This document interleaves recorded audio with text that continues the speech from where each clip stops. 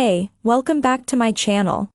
In this video, I'm gonna talk about top 5 best mirrorless cameras. Starting at number 5. Panasonic Lumix S5. The Panasonic Lumix S5 II is a worthy successor to one of our favorite video cameras, the S5. Wieldy like its predecessor, we found it sturdy yet comfortable to handle during testing. Happily, its compact design doesn't compromise the physical controls. Like the S5, the S5 II is ticketed as a hybrid, but video is where it excels. In our tests, we found its 6K/30p footage rich and detailed, with wide dynamic range. Its video chops are bolstered by 10-bit recording across almost all resolutions, plus the ability to record uncropped footage using the sensor's full 3:2 aspect ratio, useful for cropping content. The S5 II is Panasonic's first mirrorless camera with phase detection AF for video. Combined with highly effective image stabilization, we found it produces sharp, stable video even when shooting handheld, although the 1.5x crop on 4K/60p video is a shame. It's no slouch for stills either. Contrast detection AF proved rapid and reliable, and the S5 II demonstrated excellent noise control. Serious videographers will be drawn by the Lumix S5 IIX, while the Canon EOS R7 II offers more advanced subject detection. Nevertheless, the S5 II is a fantastic hybrid for high-quality video. Coming at number 4. Fujifilm XS20.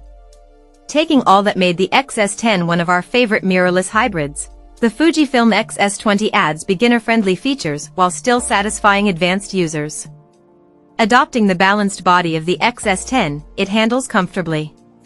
Our first impressions found that simplified dials make it easier for learners to operate. A new vlog mode, plus automatic scene detection and better subject tracking, also eases the way for beginners.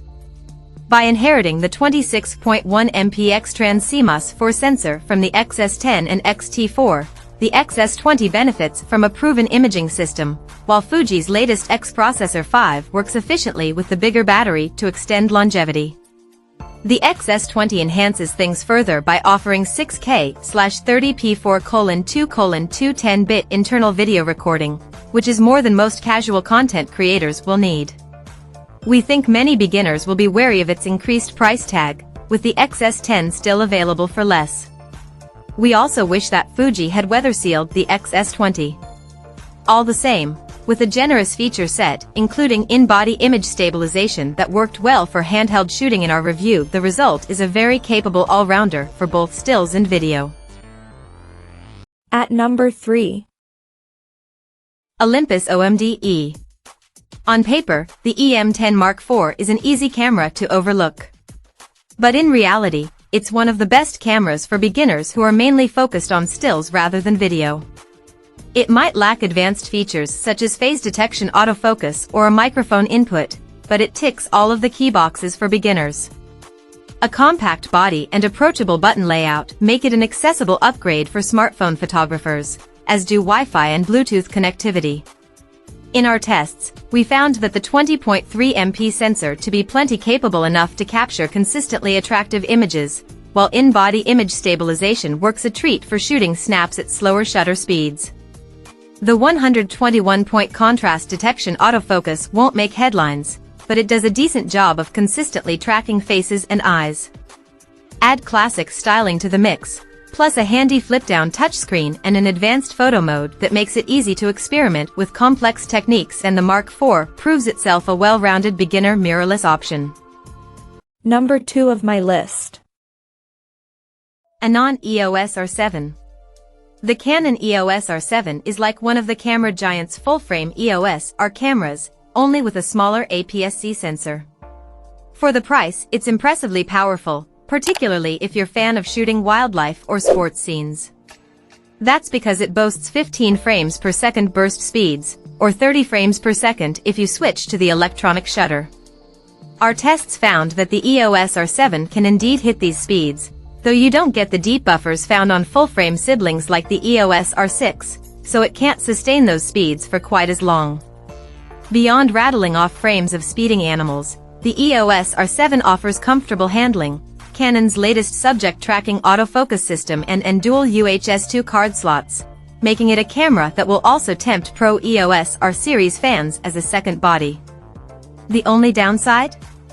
Canon has so far only made 2 native lenses for the EOS R7's APS-C sensor. More should be en route though, and you can always mount existing RF lenses or adapt older EF lenses from Canon's DSLRs while you wait. And number 1. Sony A7 IV. The Sony A7 IV is a truly modern hybrid camera. It's overkill for beginners and more expensive than its stills-focused competition, but it's also a versatile workhorse for anyone who wants to shoot a mixture of photos and video. A price bump means it no longer occupies the same entry-level price bracket as its popular predecessor, but upgrades like 10-bit video and a Bion's XR processor make it a much more powerful option.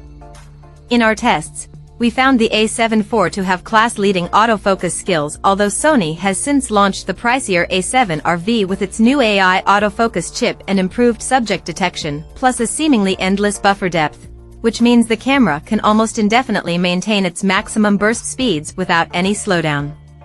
When using a CF Express card, it swallowed 9 frames per second for over a minute, or 6 to 7 frames per second when continuously shooting RAW. The A7 IV's new 33MP full-frame sensor doesn't dramatically improve image quality over the A7 III. The higher resolution also means fairly prevalent noise above ISO 6400, and there's a heavy crop on 4K footage.